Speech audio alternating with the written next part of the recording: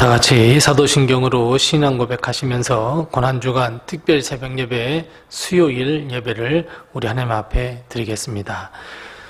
전능하사 천지를 만드신 하나님 아버지를 내가 믿사오며 그 외아들 우리 주 예수 그리스도를 믿사오니 이는 성령으로 잉태하사 동정녀 마리아에게 나시고 본디오 빌라도에게 고난을 받으사 십자가에 못 박혀 죽으시고 장사한 지 사흘 만에 죽은 자 가운데서 다시 살아나시며 하늘에 오르사 전능하신 하나님 우편에 앉아 계시다가 저리로서 산 자와 죽은 자를 심판하러 오시리라. 성령을 믿사오며 거룩한 공회와 성도가 서로 교통하는 것과 죄를 사하여 주시는 것과 몸이 다시 사는 것과 영원히 사는 것을 믿사옵나이다. 아멘. 찬송가 250장 우리 함께 같이 찬송하겠습니다. 찬송가 250장입니다.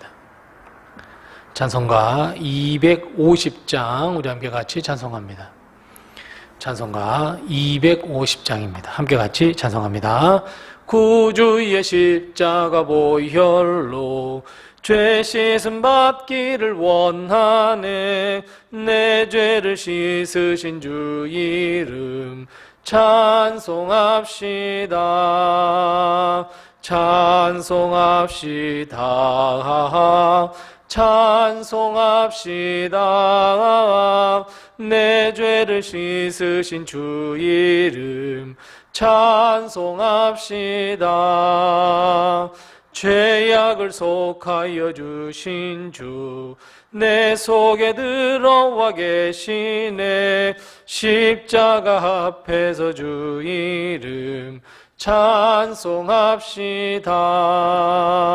찬송합시다. 찬송합시다. 내 죄를 씻으신 주 이름 찬송합시다. 주 앞에 흐르는 생명수 날 씻어 정하게 하시네. 내 기쁨 정성을 다하여 찬송합시다. 찬송합시다. 찬송합시다. 내 죄를 씻으신 주 이름 찬송합시다. 내 주께 회개한 영혼은 생명수 가운데 젖었네. 흠없고 순전한 주 이름 찬송합시다. 찬송합시다. 찬송합시다. 내 죄를 씻으신 주 이름 찬송합시다.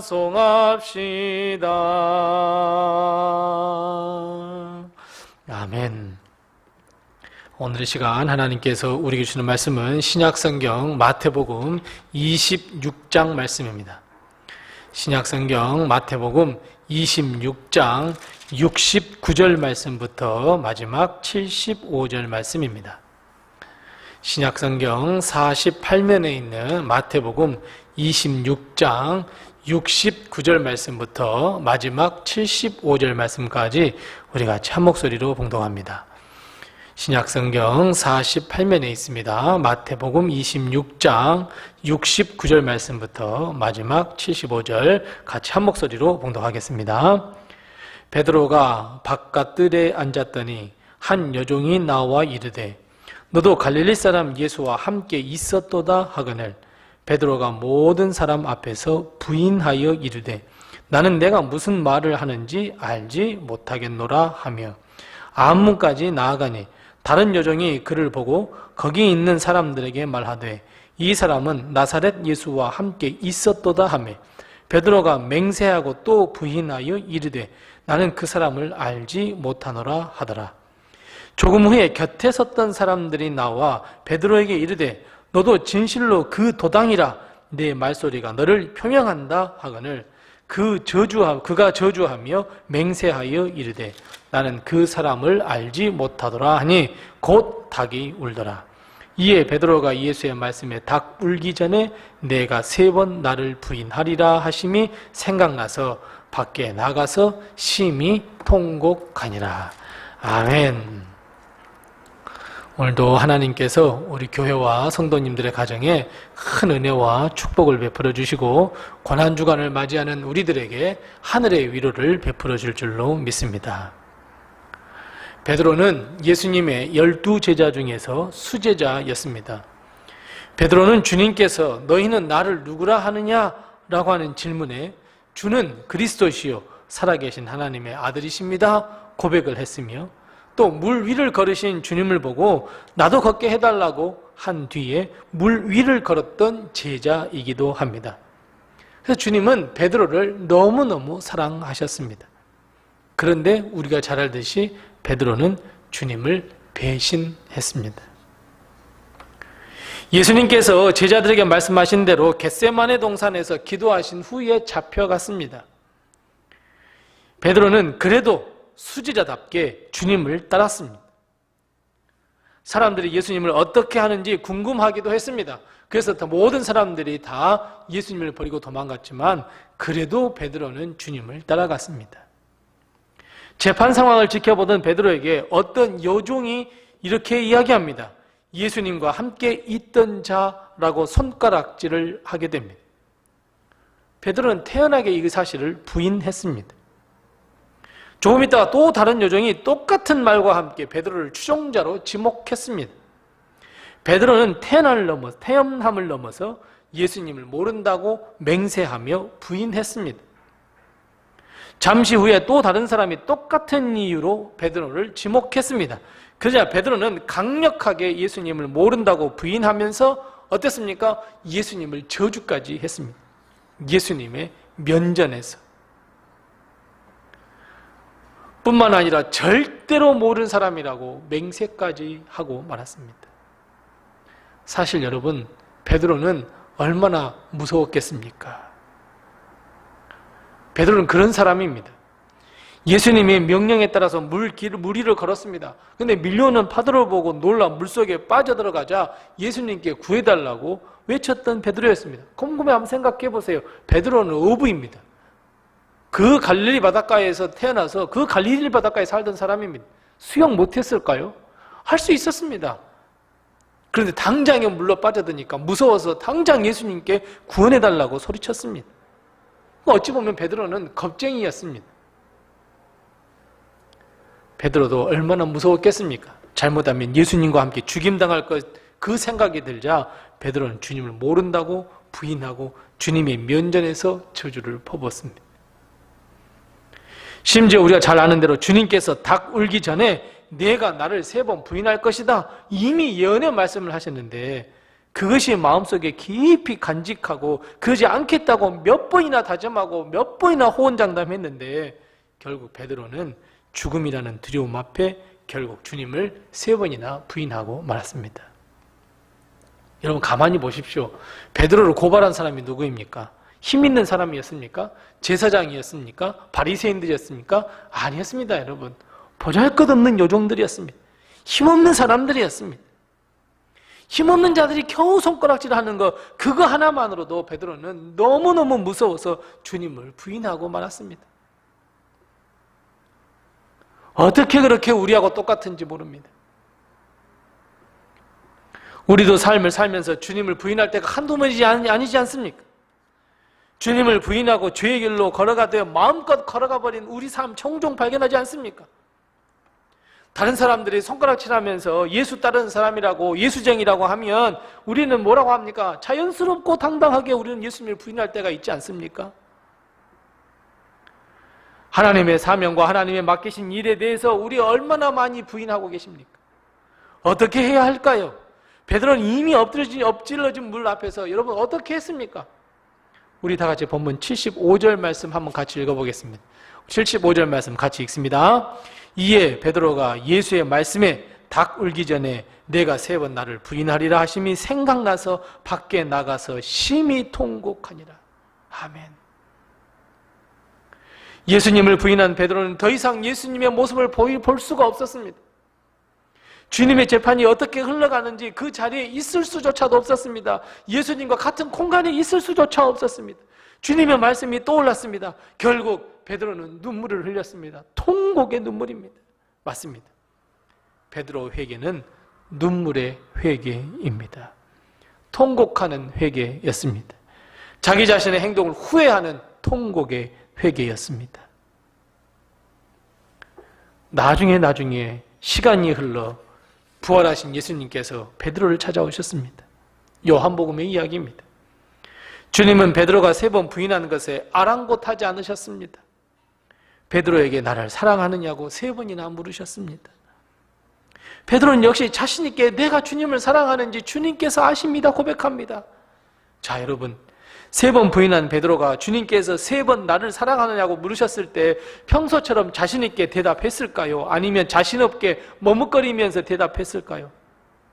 저는 말씀을 묵상하면서 베드로는 자신 있게 대답했을 것 같습니다. 왜냐하면 통곡이라고 하는 그 회개의 과정을 거쳤기 때문입니다. 주님도 베드로에게 네가 나를 부인했지? 너 그럴 줄 알았어. 그래, 앞으로도 너 나를 사랑할래? 나를 부인할래? 이렇게 물어보지 않으셨어요. 더 이상 베드로의 실수를 언급하지도 않으셨어요. 너 지난번에 나 3번이나 부인했지? 지금은 어때? 앞으로는 어떨 것 같아? 너 지금 나를 사랑해? 진짜야? 정말이야? 단서를 붙이지 않으셨습니다. 무슨 말씀입니까? 주님은 회개하는 자의 죄는 기억하지도 않으십니다. 옛날 베드로가 주님을 부인했던 것을 언급하지 않습니다. 왜요? 모두가 다 통곡의 회개의 과정을 거쳤기 때문에 그렇습니다. 사랑하는 성도 여러분, 통곡의 회개, 진심의 눈물을 흘리는 회개는 주님도 기억하지 않으십니다. 죄를 기억하지 않으십니다. 오히려 주님은 회개했던 것처럼 그 회개했던 우리들에게 나를 사랑하느냐고 물으십니다. 사랑하는 성도 여러분, 우리가 지은 죄에 대해서 통곡의 회개를 통해 우리의 믿음의 마음을 회복해야 합니다. 주님을 사랑하는 마음을 회복해야 합니다. 베드로는 주님이 죽으심을 당한 그 십자가에 가까이 가지 못했습니다. 주님이 십자가를 지고 걸어가셨던 그 길을 따라가지 못했습니다. 그러나 여러분, 주님이 부활하셨다는 소식에 가장 먼저 달려간 사람이 누구입니까? 베드로입니다. 빈 무덤을 보고 제자들을 선동해서 물고기 잡으러 가자고 한 사람이기도 하지만 디베랴 바닷가에 주님을 가장 먼저 발견하고 주님께 달려갔던 사람도 역시 베드로입니다. 평생 베드로는 이 2가지 사건, 자기 자신이 예수님을 부인했던 것과 주님께서 사랑을 회복시켜 주셨던 이 사건을 절대로 잊지 못했을 겁니다. 베드로는 주님처럼 처형당할 수 없어 거꾸로 십자가에 매달려 죽임을 당했습니다. 결국 베드로를 눈물과 통곡의 회개가 이렇게 만들었습니다. 복음을 위해 목숨을 던질 수 있는 결단, 복음을 위해 순종하는 마음으로 땅 끝까지 가겠다는 결단의 마음으로 복음을 전할 수 있었습니다. 이것이 베드로의 통곡의 회개입니다. 사랑하는 성도 여러분, 우리 역시 베드로의 회개를 담고 우리 역시 통곡과 눈물의 회개를 하나님 앞에 분명하게 하셔야 합니다. 한 번쯤은 하셔야 합니다. 예수 그리스도를 부인하고 아니 잊어버리고 내 마음대로 살겠다고 소리쳤던 우리의 죄, 내 마음대로 살았던 우리의 죄, 하나님 앞에 눈물의 통곡의 기도를 해야 합니다. 우리가 눈물과 통곡의 회개는 다시 시작할 수 있는 그 사명의 길을 걸어갈 수 있는 원동력이 됩니다. 눈물과 통곡의 회개는 예수 사랑에 대한 큰 믿음을 심어주는 아주 중요한 역할을 합니다. 주님이 가라는 곳에 가지도 않고 주님이 가지 말라는 곳에 가겠습니까, 여러분? 통곡의 회개를 했는데요. 이 모든 것은 우리가 눈물과 통곡의 회개로부터 시작이 됩니다. 베드로는 정말 제자로서의 사역은 바로 여기서부터 시작되었다는 것을 우리는 알고 있습니다. 바로 회개의 자리, 통곡의 자리, 그 자리가 사실은 베드로를 베드로로 만들었습니다. 사랑하는 성도 여러분, 우리는 이 시대, 이 말세의 시대에 우리를 주님께서 제자 삼아 주셨습니다. 우리는 이 제자의 직분과 사명을 잘 감당해야 합니다. 이를 위해서 여러분, 우리는 베드로의 이 눈물과 통곡의 회개를 기억해야 합니다. 베드로가 흘렸던 이 통곡의 눈물, 주님은 이 눈물을 보시고 사랑을 회복시켜 주셨습니다. 사명의 십자가를 건네어 주셨습니다. 이번 주는 주님이 당하신 고난과 죽임을 당하신 십자가를 묵상하는 주간입니다. 즉, 다시 시작하는 주간이고 사명이 시작되는 주간이고 나를 나 되게 하는 주간인 줄로 믿습니다. 회개를 통해 내일을 향해 주님이 우리에게 주신 사명을 위해 일어서는 귀한 한 주간, 다시 새롭게 시작하는 이 한 주간이 다 되시기를 바랍니다. 기도하겠습니다. 우리 기도할 때 두 가지를 위해서 기도합니다. 첫 번째 기도할 것은 하나님, 눈물의 통곡을 통해서 하나님과의 관계가 회복되게 해달라고, 이 통곡의 이 회개를 통해서 하나님과의 관계가 회복되게 해달라고 기도하십시다. 두 번째는 주님을 향한 이 사랑이 진실된 사랑으로 회복될 수 있도록 해달라고 우리 기도하십시다. 베드로를 생각하면서 이 두 가지의 기도 제목을 같이 기도하시고, 아울러 전도대상자를 위해서, 그 전도대상자의 구원을 위해서 이름을 불러가면서 우리 함께 같이 기도하겠습니다.